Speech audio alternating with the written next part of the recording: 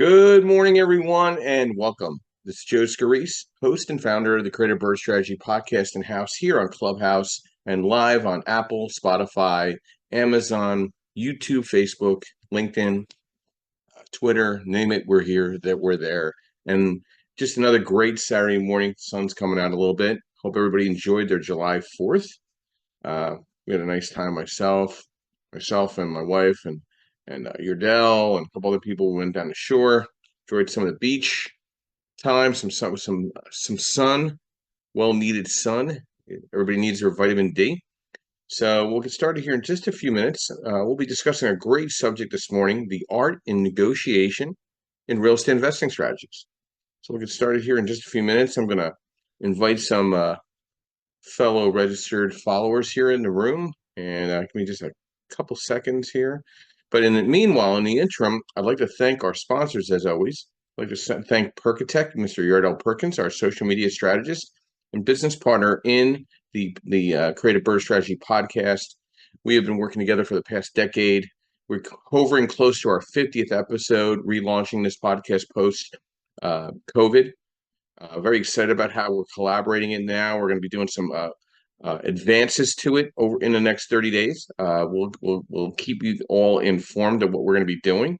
I want to thank him for his partnership and association with this group. As always, if you need a social media audit or social media strategy discussion, reach out to Yardell Perkins at Perkatech. He'll be a great help into your power team.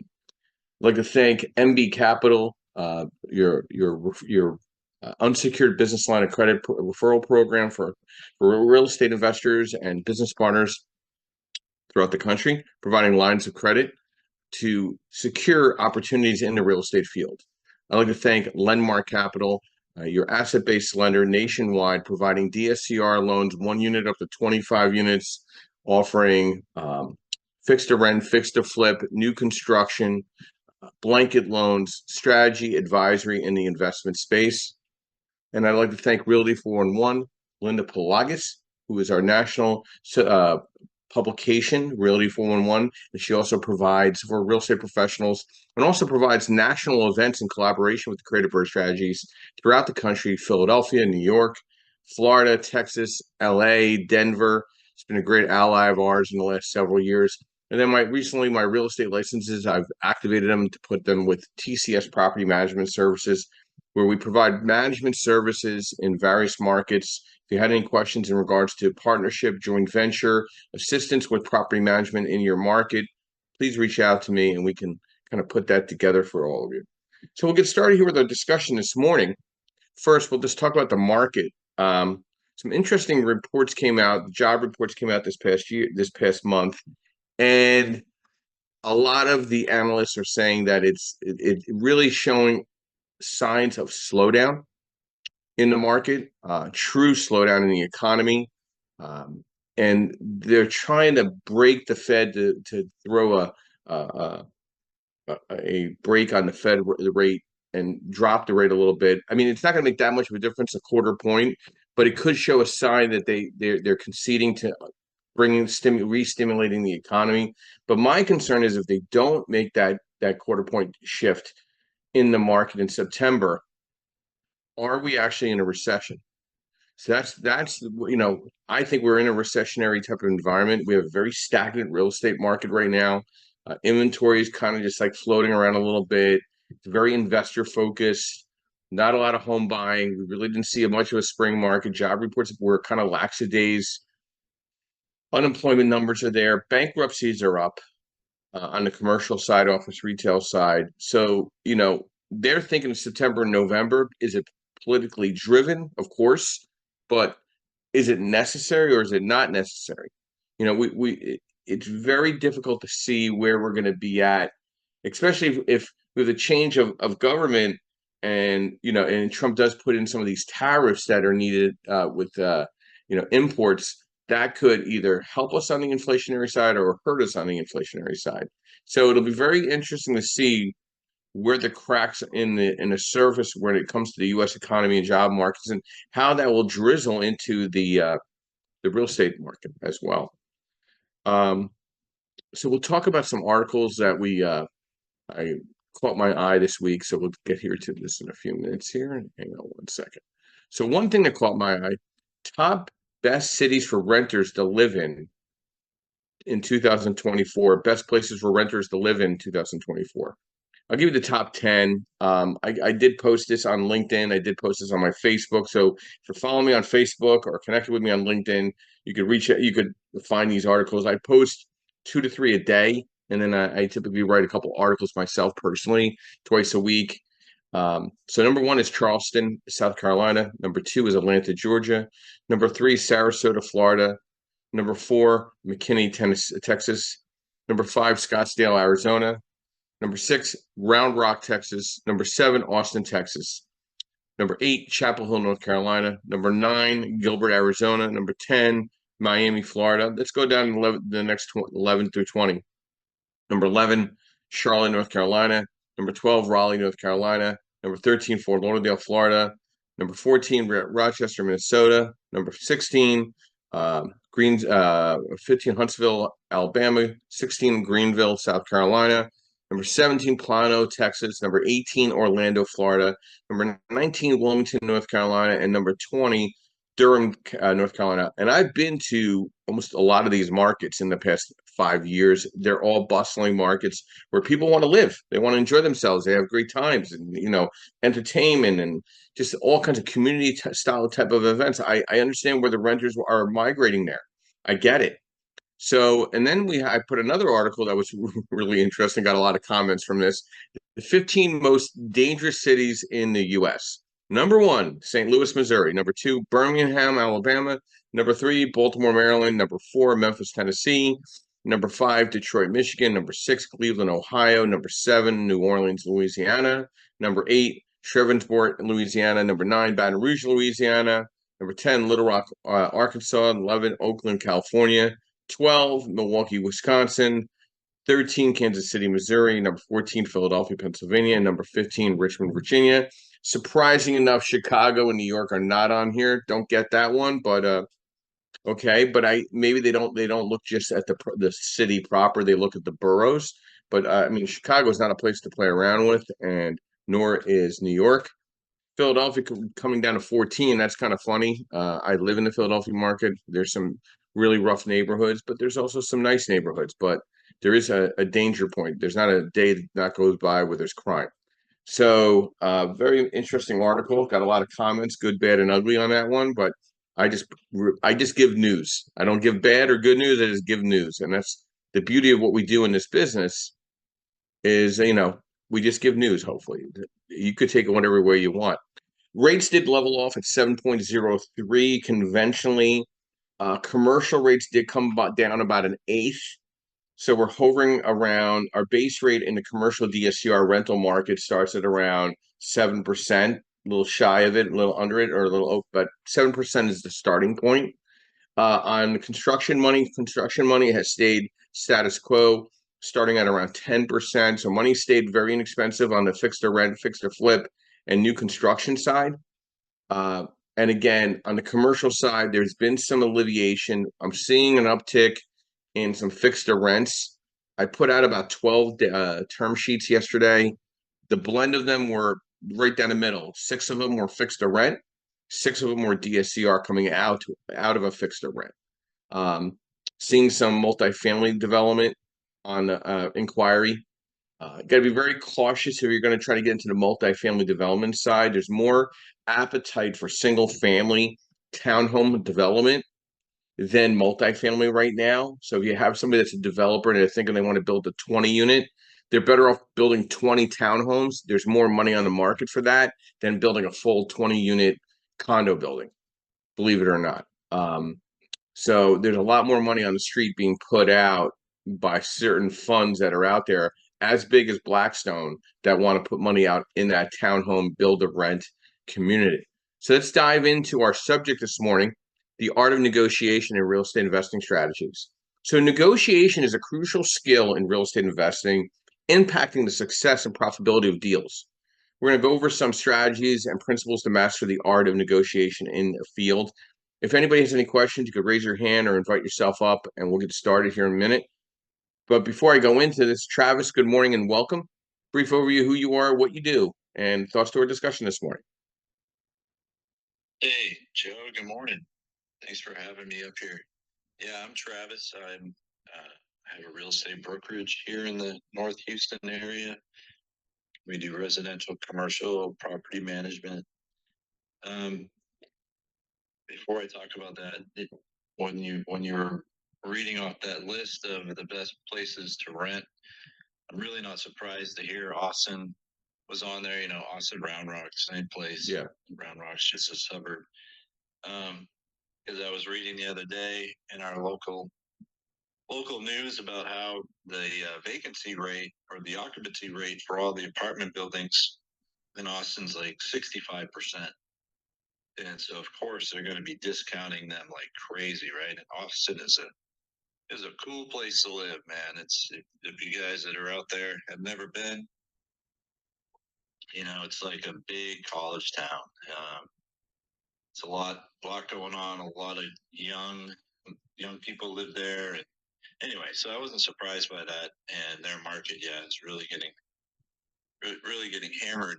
Um, as far as like the slowing of the market here where I am, you know, it really just slowed down pretty quick.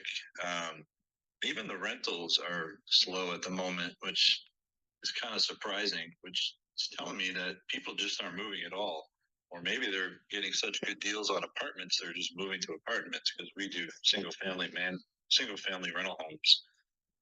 Um, but yeah, like I've been analyzing the markets around where I have a couple properties listed for sale, and you know, there's been like no pending contracts in the last 30 days. You know, there's just inventory sitting there, and there's just adding and adding.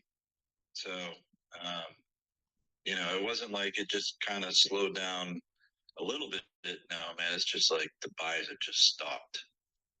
But anyways, regardless about that, our negotiation, I'm interested to hear what it is you're going to talk about, Joe. And yeah, I've negotiated quite a few deals, so Just a, I will pipe in when needed. Thank you. just a few, huh? Yeah. Well, just before we get into the discussion at hand, um, what this is telling me, when you're not seeing the sales, where are you gonna comp the values, and Yeah. does eventually the market starts pointing down in values, like nationally? You know what I mean?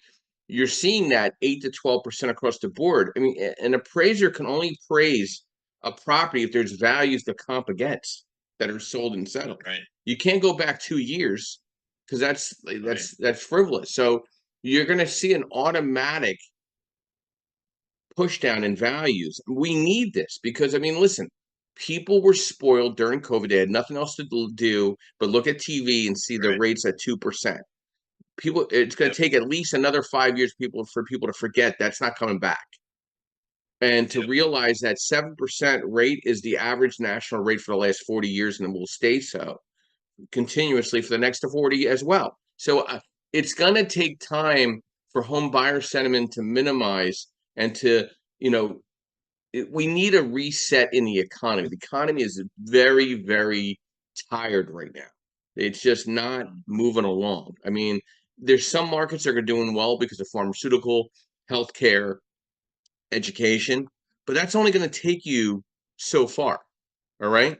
That's only going to take you to a certain distance. And then there's going to be a point where, the government has to step in and cut the shit with the inflationary impact here that's hitting our bottom line, which is our personal pockets. Okay. Mm-hmm. And what's going to happen is you're going to have wealthy and you're going to have very poor. And the middle class is your landlord that's hosting all the poor and hosting some of the Right. wealthy, because a lot of the wealthy don't want to own. They'd rather have somebody else take care of their stuff. You know what I mean? So I definitely see a crossroads in this market right now that we're in the seventh or eighth inning. I don't have a great feeling that, even with the Fed cuts, we are into a very serious reset commercially and residentially over the next 24 months. That's a personal opinion. It's not fact. Yeah, I agree. You No, know, I agree with you, man. it's as the resale inventory keeps growing, the builders don't stop, right? The builders are still building, and it's not like they communicate with one another and say, "Hey, our inventory is growing. Maybe we should all start slowing down on building." No, they just keep going. So it's definitely the market's going down. So but anyway, it's supposed to, right? It's always in a cycle. Real You need estate, a it's a cycle. pendulum.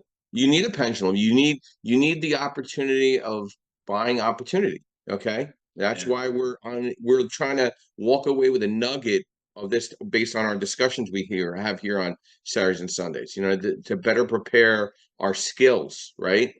And that ties into our discussion, the art of negotiation and real estate investing strategies. And number one is preparation and research, market analysis, property knowledge, knowing your limits, defining your budget, desired terms, and property knowledge, gathering detailed information about the property, the history, the condition, and the potential issues. Market analysis, understanding the current market conditions, comparable property values, and trends. Number two is building rapport. Establishing trust, building a good relationship with the seller or the buyer can lead to more favorable terms. Active listening, understanding the seller's needs, motivations, and pain points to tailor your offer accordingly. Professionalism, maintain a respectful and professional demeanor throughout the negotiation process. Number three, strategic offer making. Initial offer, starting with an offer that leaves room for negotiation, but is still reasonable. Anchoring, set the initial terms in your favor to create a starting point for discussions. Contingencies include clauses that protect your interests, such as inspection contingencies or financing clauses. Flexibility and creativity, win-win solutions. Aim for solutions that benefit both parties, increasing the likelihood of agreement. Alternative terms, be open to negotiating other terms such as closing dates, repairs, or seller financing. Problem-solving approach, address issues creatively to overcome potential deal breakers. Emotional control, stay calm. Patience, walk away power. Leverage and timing is number six. Market conditions, seller motivation, and timing. Number seven, documentation and legalities. Clear agreements, ensuring all term agreements are clearly documented to avoid misunderstanding. Get legal advice. Consult with a real estate attorney to review contracts and ensure compliance with local laws and regulations. And then finally, due diligence, conducting thorough due diligence to uncover any potential issues that can affect the deal. So interesting here, I get a call from one of my clients that did a rehab loan recently, and they opened up wall number 2 and found termite damage all through the wood on that one side of the property.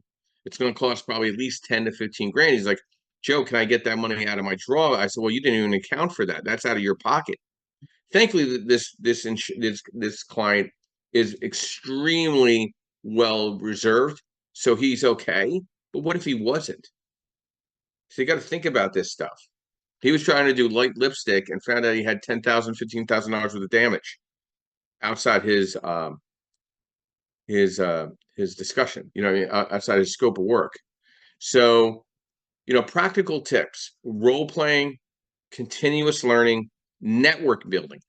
Build a network of professionals, including real estate agents, attorneys, fellow investors, to gain insights and support.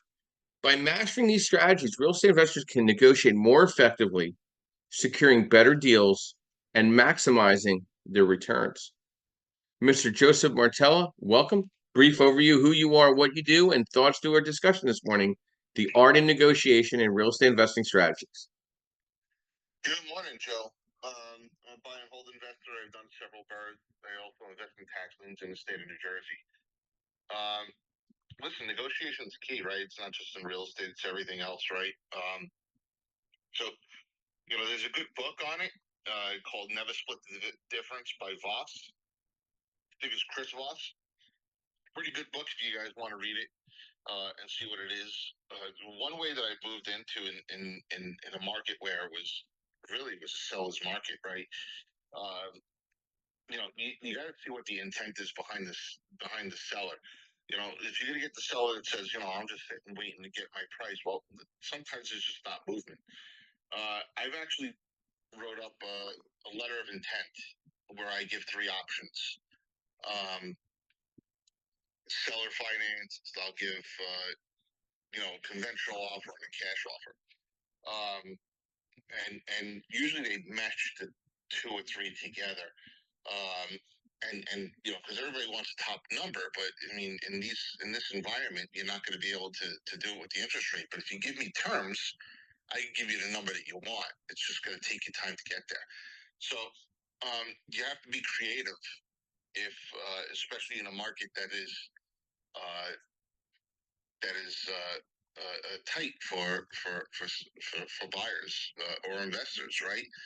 Especially when you're competing as an investor, you're never going to win against the regular homeowner.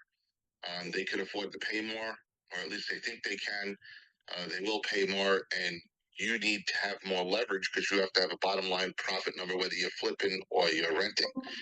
So there's a lot that goes into it. But one thing, I don't know if you mentioned it, Joe, in your list that you said, you have to have discipline, right? You got to know your numbers and you got to stick to them. You can't just say, I'll go a little higher, and then you wind up having a problem down the road. I've seen investors do that, in this market. Experienced investors do that, not stick to their discipline. They haven't fallen in trouble yet, but they've done it. And it's sometimes just human nature where you just want to win. You just want to win on a bid, right? And it gets competitive. The real estate auctions, foreclosures, and what have you. You've seen outrageous numbers on that. That just didn't make sense. And there's an investor that I know that went on is on a fix and flip, and he was going based on the market increasing, and it's been sitting on the market for about 3 months now. And he just lowered the price and it's still sitting. So with no contract. So, you got to be disciplined in your numbers. Joe, you brought up a couple points that I'm highlighting. I think flippers are now reevaluating what they would consider a flip. They're realizing they might have to hold the property a year or two and then flip the property, because this market is just not there. And if you miss the selling point where that the market of people that are buying out of necessity, there's a window. Usually it's spring, usually it's early fall. We didn't see much of a spring. We're not seeing much of a summer. I'm seeing days on the market increase. I'm seeing value drops. Resetting prices. I think flippers are doing more homework now to look at a 2-year plan, 3-year plan, and maybe, hey, listen, maybe I'll refinance this, rent it to somebody that has the potential of buying this property right down the road, and they'll treat it like their own home because they might buy it from it. Maybe I'll cut a deal. I'm seeing the word lease optioning pop up a little more.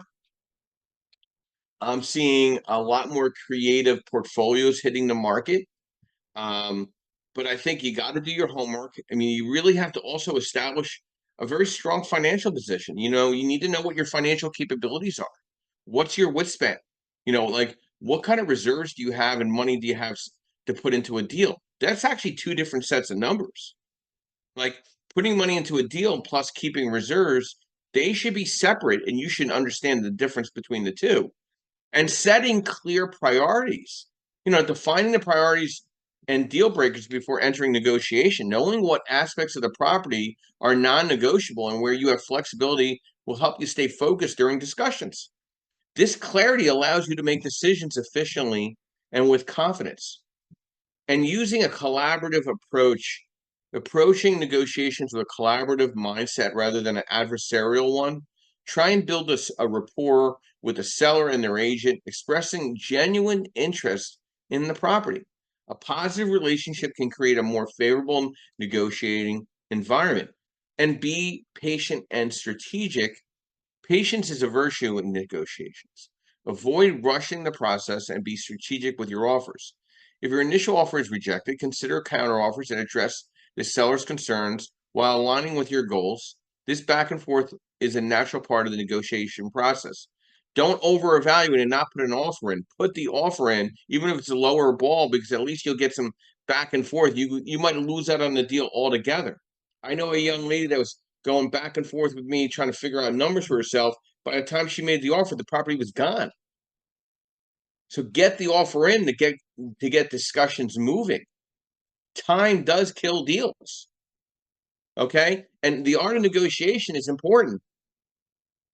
You know, the earliest way to save on real estate investment to work with a trusted, power team that can get you the best leverages and understanding the best idea of what the market where you're buying, whether you're out of state or in state. You gotta be boots on the ground, whether you're in state or out of state landlord, and you gotta build that team.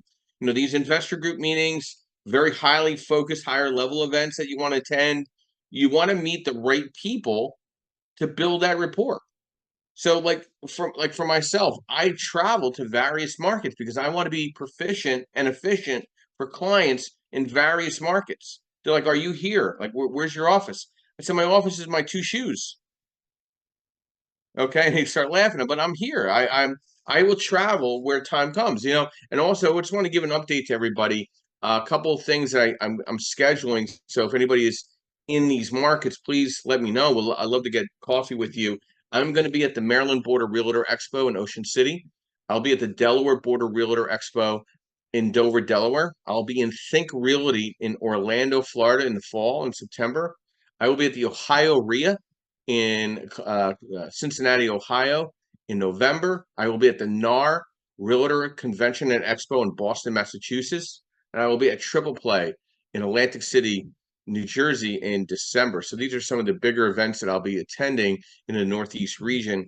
I will be traveling also potentially to the Greater LA RIA Expo to speak and present with Linda at Realty 411 as well. So again, you got to be out there meeting with different clients to understand how to negotiate in your market.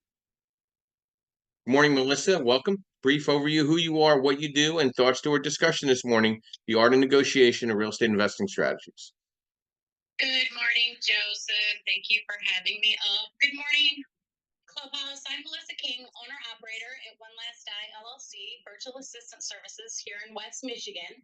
We offer realty, bookkeeping, notary, and office management services to small businesses and entrepreneurs, specifically in real estate, because I have a background in real estate banking and office management.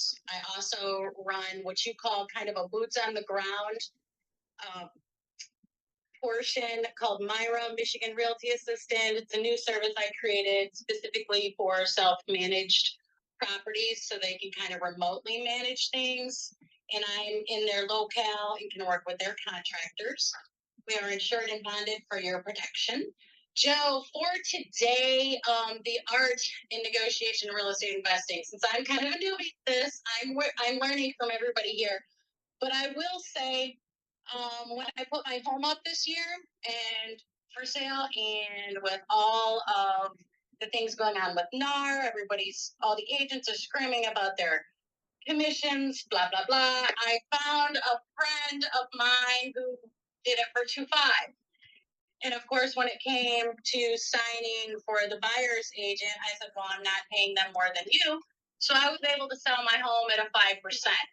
I think the big thing here is a lot of people, including my generation, we just need to learn how to negotiate better. We always were told, that's the sales price. That's what you got to pay. I know a few people who just can do this naturally. And I'm sure you do too. And a lot of it is just having the background in education and confidence in order to start the negotiations. And you're absolutely right. It's the market. You got to know your market. And I think if you have that information, then you're a lot more comfortable in negotiating. That's all I've got today. Thanks, Joe. So Melissa, let me stay on mic for a minute because you caught my ear on something. So you actually had a transparent and open communication with your realtor about selling your property. Is that a correct statement? Correct. So to me, and again, it could be my ignorance or my incompetence. I'm not sure. It could be both. Who knows? But to me, the NAR lawsuit, all that told me was that the skills of a real estate agent, they're going to have to be more transparent and have a better open communication and better communication skills with their clients. Is that what I heard from you and what my thought is to the NAR lawsuit. Am I correct? 100% agree. Absolutely. So for the ones that can't talk outside their car to anybody else but themselves, they're going to have a problem, correct? Absolutely. So, They've got to beef up their skills. oh, so they can't take pictures in front of cars they don't own anymore and planes they don't own anymore. They actually have to talk to their clients, correct? Exactly. Oh, that's very scary. Communication. Well, that's very scary for a lot of people because, I know a lot of people that have communications degrees from colleges, and I'm still trying to figure out what they're saying.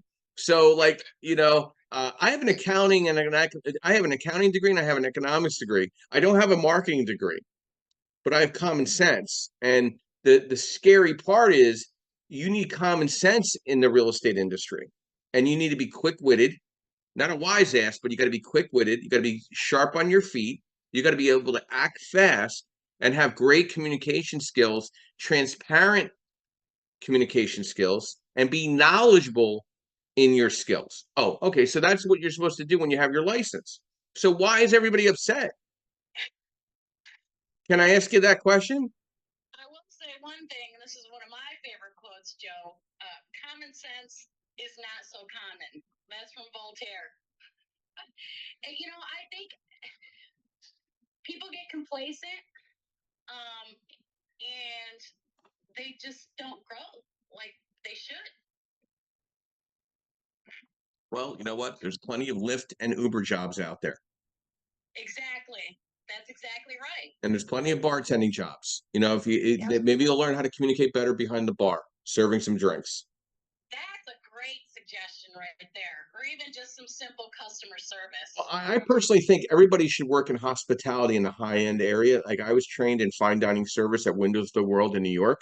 And then I worked at the Hilton at Short Hills and the Vista Hotel in fine dining. So I had to understand sequence of service and expedition of food service and proper communication skills and memory of specials and understanding the taste and the flavors and the complementary beverages that go with food. I don't know.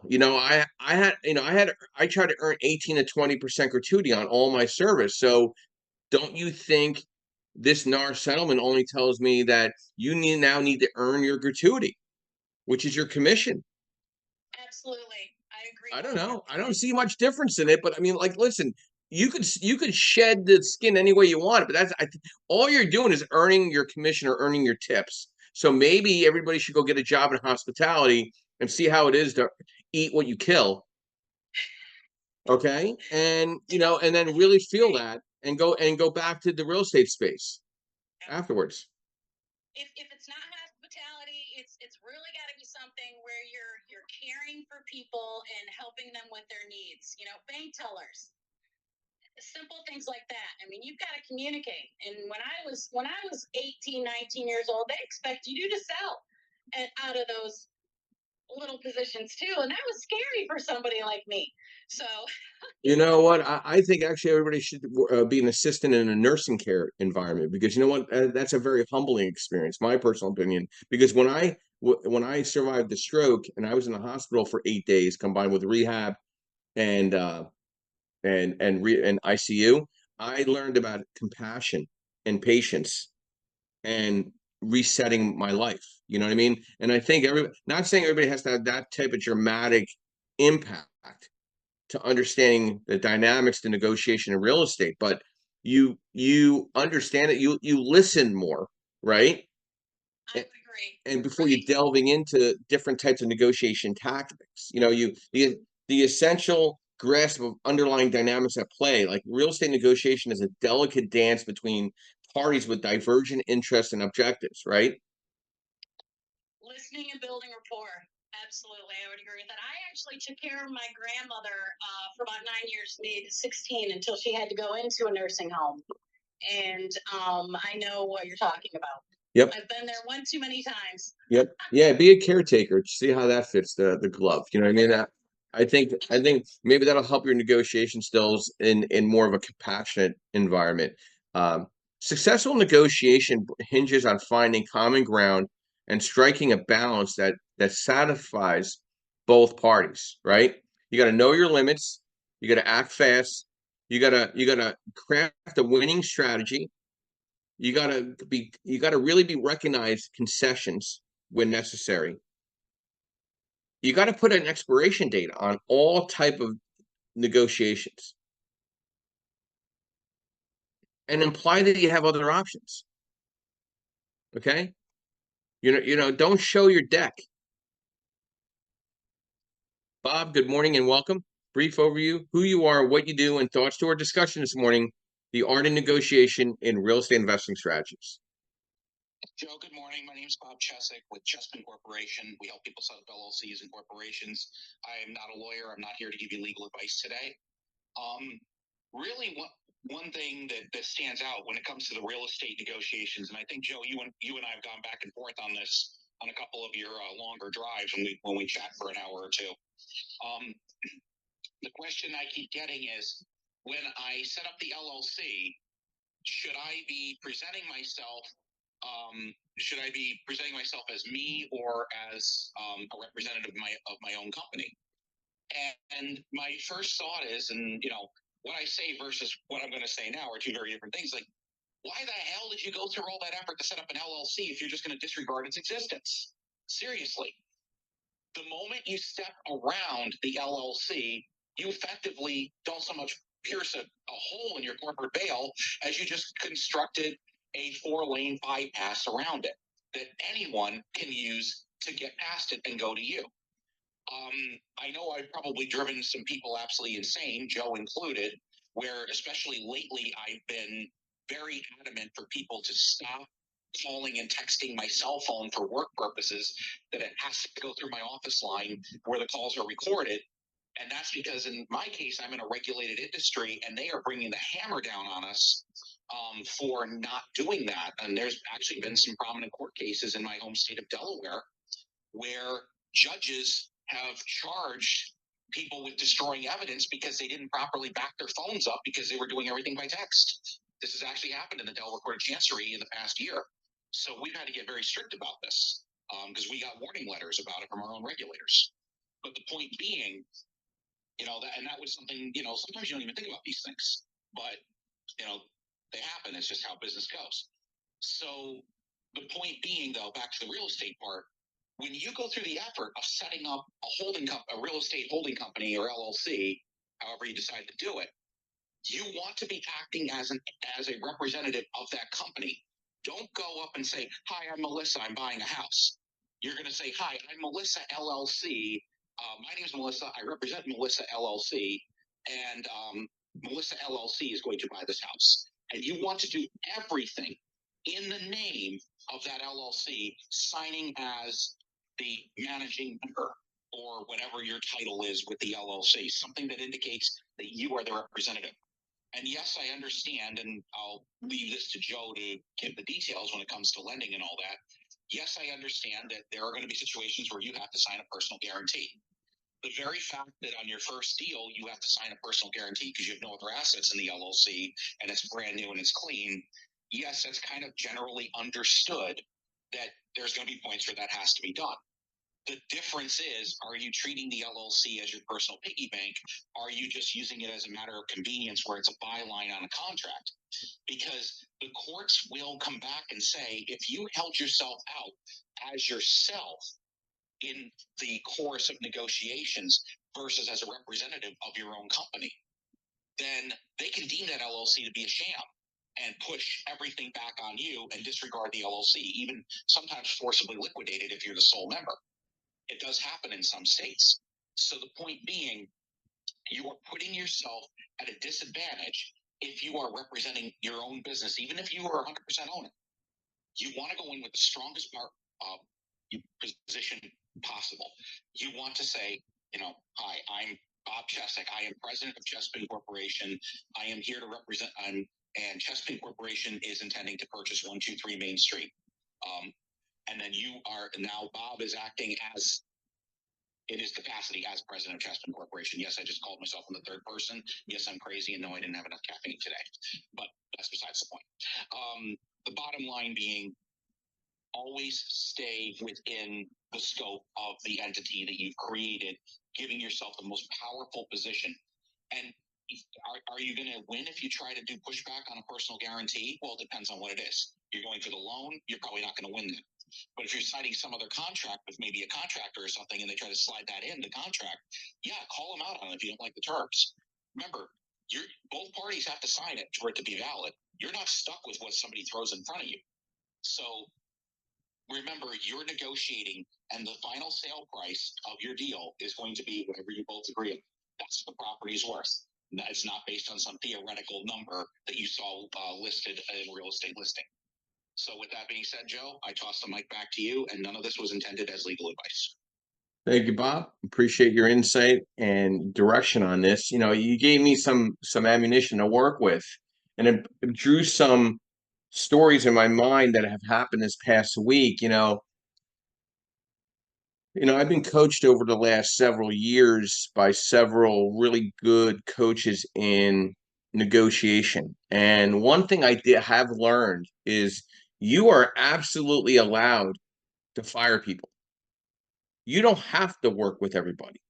So you being the service provider, that doesn't mean you are the almighty welcome mat to clients.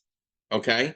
If the client is not being integrous or is being difficult, or it's like walking barefoot over broken glass, you can let them go and you can feel good about it. Okay? Not like I've let people go because it got ridiculous. Like you're wasting time that I can't even recover. Okay? And some clients are not clients. And it's okay. Just make it very clear and very transparent. I don't think we should work together. And I've done that multiple times. I mean, there's a colleague down below that he referred me somebody. He said, "Hey, these guys are real good guys, blah, blah, blah." I went and met them for lunch. Nice guys. I'd have drinks with them. I don't want to work with them. They wasted a lot of my time. They wanted to do things that I couldn't do, that were illegal. Okay. They were ignorant to it. And I'm like, listen, guys, I've wasted processing hours with you guys. Nothing has closed. So we're gonna part ways. And I wish you the best of luck and much success. Oh, you don't want to work with us anymore? I'm like, no, I don't. Because you're not a client. You're a nice guy. You and your two partners are really nice people. But we got to go. It's not working out. We're breaking up. You have to have that confidence. Believe me, in 2 weeks from the time that you do that, nobody will remember. But at least you pulled the Band-Aid off and you ate the frog. Like when I have a client ask me, "Hey Joe, do you have to run credit?" Yes, I have to run credit. What do you? Well, I just ran credit with somebody else and then go back with somebody else. I'm not somebody else. I'm Joe Scarice. So pick your poison. I really don't. It doesn't matter to me. I'm running your credit or I'm not running your credit. What are we doing here? But I just ran my credit. I said, that's not my problem. That's your problem. My situation is I got to run your credit. So whichever way you want to go about this, that's fine. So you think about it. You call me back when you get a clear head, and we go on from there. You need to make clear what your objectives are with who you are, as a service or as a client. And then there's also the three sides of a story that my pop used to tell me. Okay. There's the one side, the other side, and then the truth. So I have a client that calls me, says, "Hey, Joe, you just charged somebody like 10% for their loan." I said, "What?" I said, "No, I gave them a loan. It was at 7.5% because their credit score was 660, blah, blah, blah. And, they weren't looking for a high LTV. So even though their credit was lower, I was able to get them a really good rate." Oh, they said no. He goes, you gave him a quote on another rate. I said, yeah, that's the rate where he has a 660 credit score. It's a mixed use property. He owner occupies it. So he's only collecting rent on one of the units. He wants cash out. And yeah, I'm going to charge him like 9.75 on that other loan. But did he tell you about the one I just gave him? 7.5%, max LTV at 70%? He goes, oh, no, he didn't tell me that. Oh, so he only told you the one part. Did he tell you that his credit sucked? He goes, no, he didn't tell me that either. I said, did he tell you that he owes 90 grand? on credit card debt? And he goes, no. Oh, he left all that out, huh? Oh, okay, no problem. I'm waiting for that guy to give me a call back. I'm not going to call him. I don't need to. He needs to call me if he wants to work with me. But I'll be more than happy to say, listen, you know what? I don't think we're a good match. And maybe he'll never call me back, and that's okay. I will not lose an ounce of sleep over it. That's negotiation in the brainwaves. You need to know when to cut bait. You need to build rapport. You need to be confident, competent, integrous. You have to be active listening. When I go into a room, and I've never been in a room before, I sit and I get there a half hour early before anybody gets there. So I get a lay of the land, because being early is being on time. Being on time, you're late, guys. Okay? So I went to this event July 3rd. July 3rd, I went to an event. I got there early. I got to talk to a couple of the initial people, and as people came in, I identified who I wanted to talk to do my discussions with, and then I sat back and listened to the discussion, introduced myself to the speaker, use silence strategically, be flexible and creative, stay emotionally detached, and set limits. Nonverbal communication sometimes is the best way of paying attention to body language of other parties. Nonverbal cues can reveal a lot about a person's intention and comfort level with negotiation. Maintaining positive and open body language can create a more conclusive environment. Be patient. Document everything.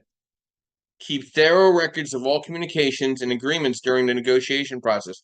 How many times I have forwarded emails memorializing previous discussions, not to stick it in somebody's face, but they try to say something that I said differently. But you told me this. No, I said, here it is. Here's the term sheet. This is what I said. Was there anything different that we saw here? I'm missing something. Just let me know, and I'll clarify it for you. And you know what? If there's human error, you fess up quick. Don't let it linger. Don't let it linger. Tell the truth right away. The truth will set you free. Good morning, Justin. Welcome. Brief overview, who you are, what you do, and thoughts to our discussion this morning, the art and negotiation in real estate investing strategies. Yeah, good morning, Joe. Justin Jefferson. I'm in Louisiana, Marcus. Doing some doing some renovations, doing some investing. I'm a licensed broker as well. So switching up some things on that. You mentioned something, Joe. You mentioned in negotiation, and I forget what it was, but I'll just start talking about kind of where I stand on negotiation. First of all, common sense. You and Melissa were talking about common sense, how it isn't so common, but how it is the backbone of investing, right? I've heard a lot of people say, or just whatever area of professionalism in real estate we're talking about, right?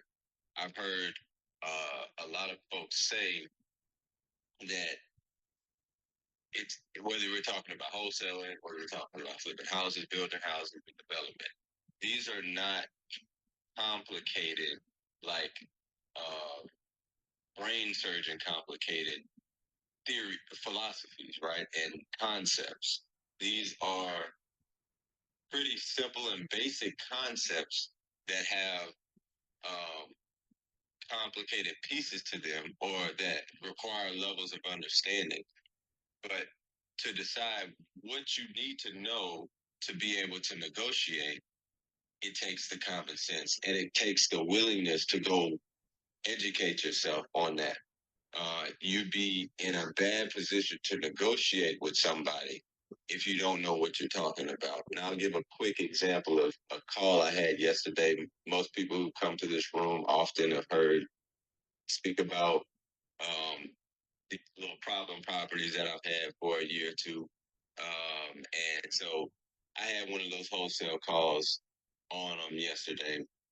Of course, I knew it was a wholesale their style, but they've learned, at least some of them have learned to pick up combos from other actual investors and other people doing things and try to bait you in and give you information on you, give them information on your property, to engage with you, right?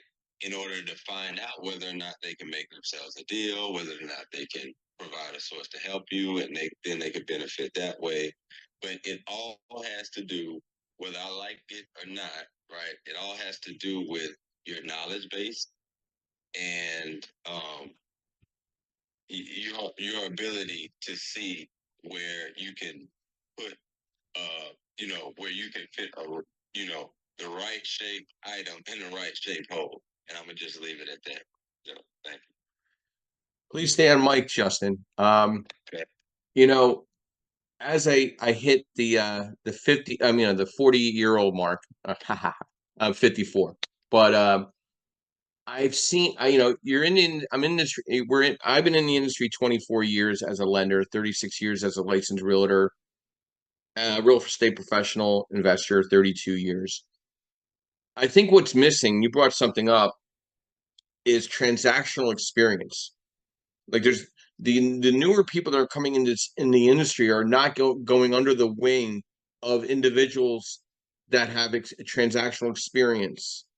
And I think that when you let them go on their own, when they don't have depth in transactional experience in whatever they're doing, they're relying on common sense that doesn't have a lot of depth to the industry itself. Are you finding that with your level of experience working with individuals in negotiations that don't have transactional experience or communication? You got to remember, COVID really did a number on the introvert more than the extrovert. You know what I'm saying? So some additional thoughts to that, Justin. No, yeah, definitely. I absolutely agree with that. I think people are coming from a multitude of industries. They see an opportunity. When I got my license, I couldn't go to YouTube and figure out how to do, and when I learned about wholesaling, there were no and anybody can take this challenge right now. Go to YouTube, go to the year, type in the year because you can select and filter the videos.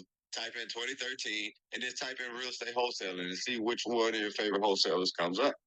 None of them are coming up. Okay, so my thing is, we realize that there's been a wave of information that's been put out there that is attractive to somebody who might be dealing with some turbulence or might just want a shift, or it looks like there's the grass is greener on the other side.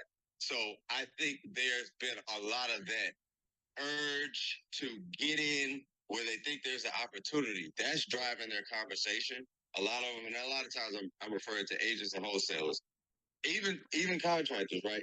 That's driving their conversation. That's driving the scripts that they use, right, to talk to people. And that is not a good way to push somebody. Let's say you're working with investors. That's a horrible way to push them into a deal. Try to convince them and sell them and tell them you know what is best because you're a realtor. And I get a lot of that when and I'm coming from, I'm not the best guy in the world. So let me not say that, but I'm just using the examples I had. I sat at a lot of closing tables, other people's closings though. I did a lot of inspections for HUD, so I understood the process. I talked to a lot of investors because I worked for them. So when it was time for me to invest, I knew what to start out looking for, and still I've had turbulence, right? And so I think it would, anybody that wants to get into any profession, to work for somebody who work, even if you go work at a bank. I work for the bank too, right? So a little bit the basics about how much money is this, what kind of professions have X amount of money in their bank. And these kinds of things are important to know, the basics, right? Or common things on how to maneuver in the world and your possibilities on how you can maneuver or should be maneuvering if you want to hold said position. So that's kind of my thought. Thank you, Justin. Some thoughts of negotiation tips for real estate investors. Know your market, set clear objectives, build relationships over and over and over again. use data and metrics and be flexible and patient. Now, one thing that catches my eye on this, the building relationships, Yardell and I, we maintain a pretty strong CRM. And I gave a batch of cards to scan in for, for our VA to do them and get them into our CRM. And he's like, hey, Joe, we had a lot of those people already in my CRM. And I'm saying to myself, he thought that was good. And I think that's good. I'm starting to see a lot of the same people, but I don't want to see a lot of the same people. I want to meet new people. So like me, I want to build new relationships. So what am I sat down and thought, what events am I going to that I'm still running into the same people? And I looked at my calendar for July and August. I reset everything. I'm going to completely different events because I want to build new relationships. I already have the current relationships. I'm maintaining them by staying in touch with them, but I want to build new relationships. I want 100 new relationships every week. I'm very aggressive about that.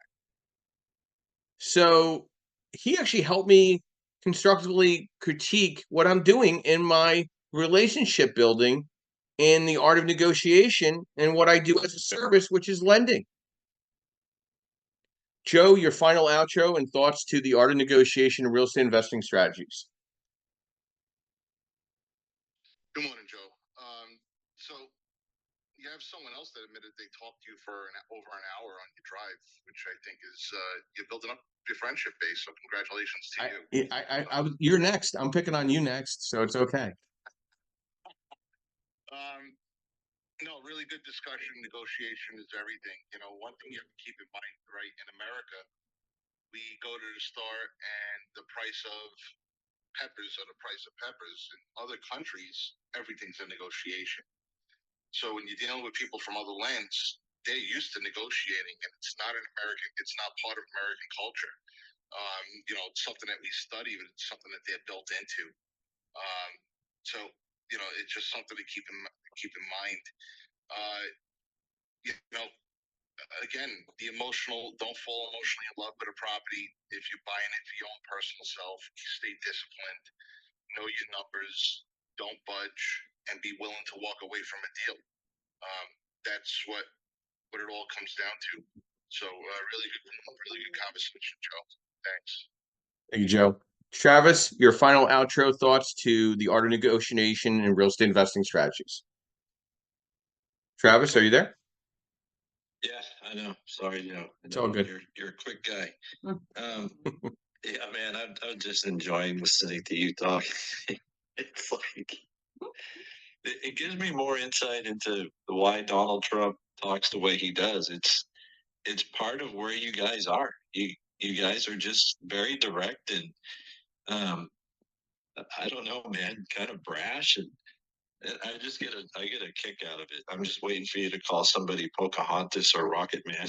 No. Listen, you know what? There's the difference about I'd rather be loved, respected, and feared than liked. Does that make any sense? I guess. Facebook likes don't make me a lot of money. Love and respect and fear make me a lot of money. That's the thought. I mean, I could be wrong, but I've heard that line. And I stick by it.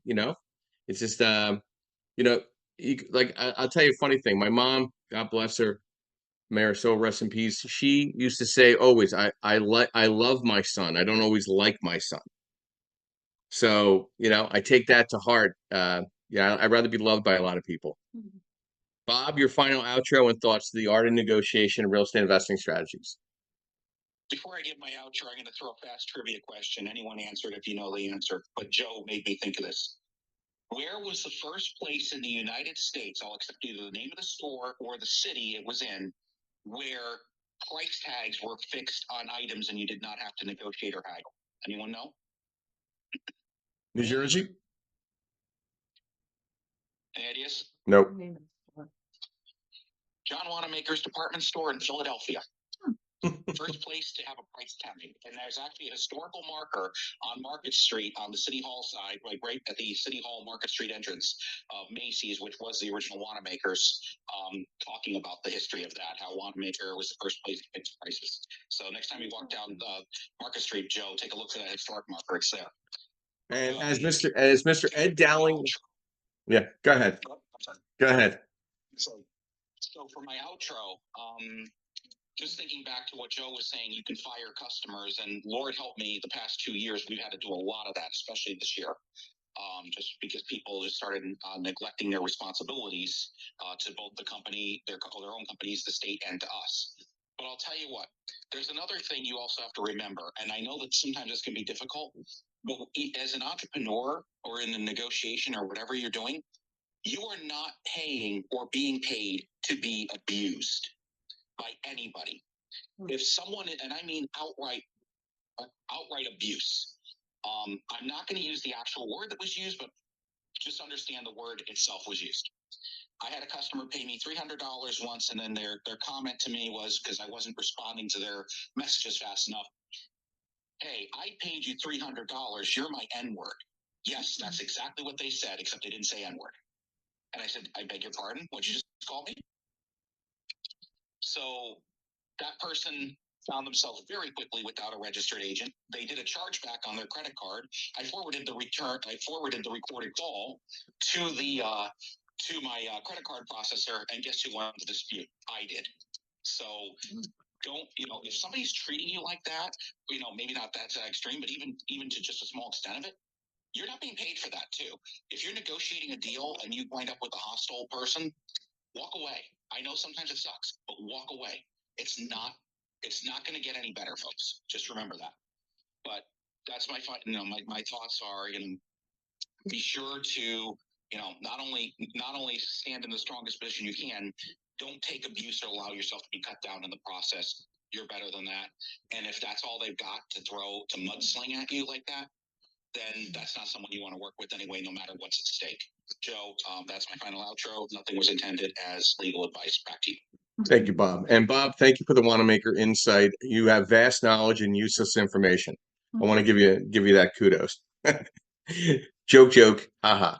So, this discussion today was a little different, a different spin, and it was a little more emotional and character building in understanding being a better investor. Okay. And my synopsis here is you got to pull the Band-Aid off.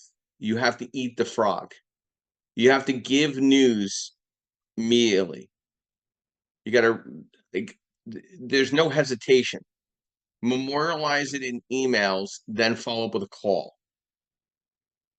Okay? Be very clear and intentional in what you're doing in an integrous way. Not in a mean way, in an integrous way. And that will always work. Say what you do and do what you say. That's half the battle in the art of negotiation is when somebody says, "Oh, you didn't get back to me." "Oh, yes, I did. Here's the email," or "Here's the text." "You didn't respond. Very sorry, but it's memorialized. Would you like to continue our conversation or not?" And put it back in their hands, or let them go. I'll do 1, 2 follow-ups. I don't really look for 3 strikes in building a relationship with somebody. If somebody doesn't want to get back to me, I'm not negotiating for me to be in their better interests. They know how to reach out to me. They know my number. They know my email. Okay. When somebody says they couldn't find my phone number, I find that kind of funny and quite ironic, to be honest with you. So my thought to this is that we're all in negotiation day in and day out in what we do, whether it's real estate or life, with friends and business associates, affiliates, service providers. And there's just some people are just not going to naturally like you. And that's okay. And that's fine. That's part of negotiation. Sometimes you don't have to negotiate about it. It's clear. It's crystal clear. So I want to thank our sponsors today. I want to thank our moderators for such great insight and discussion And you can find all these downloads of our podcasts on creativebirdstrategies.com. You can find them on YouTube, Spotify, Apple, Amazon.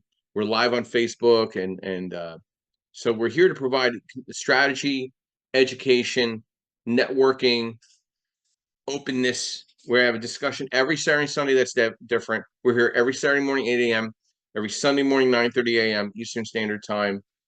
We have sponsors. We have Lendmark Capital, which is an asset-based lending group nationwide, where I'm a senior loan analyst. We have MB Capital, which provides you unsecured business lines of credit for investing and business-to-business strategies. Realty 411 with Linda Pelagas, providing national publication on education for real estate investors and services, as well as national events throughout the country. And then we have Perkatech, Mr. Yardell Perkins, our social media strategist and partner in the Creative Birth Strategies podcast. And my name is Joe Screese, founder and host. I want to thank everybody this morning. My quote this morning: we fall, we break, we fail, but then we rise, we heal, we overcome. We'll see you tomorrow morning at 9:30 a.m. Eastern Standard Time. Please have a beautiful Saturday morning and take care of yourself, and we'll be back tomorrow. And everybody have a great day, and I'll be ending the room in the next 30 seconds.